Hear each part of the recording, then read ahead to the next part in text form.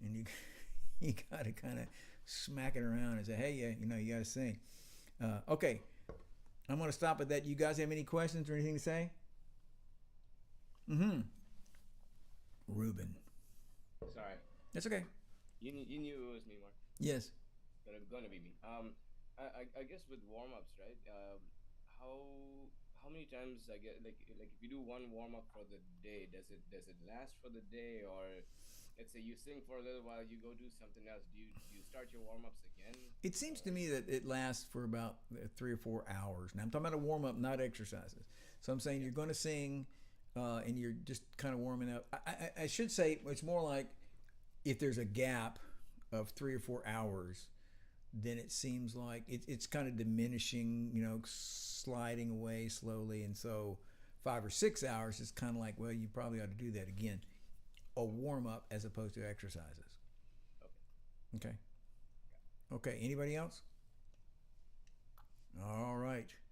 Well, in that case, I got to do my formal stuff. This is Mark Black, and this is Promethean Studios summer music seminars, and this is the Voice 101 to 202 music seminar. And so thanks for coming, and see some of you guys soon.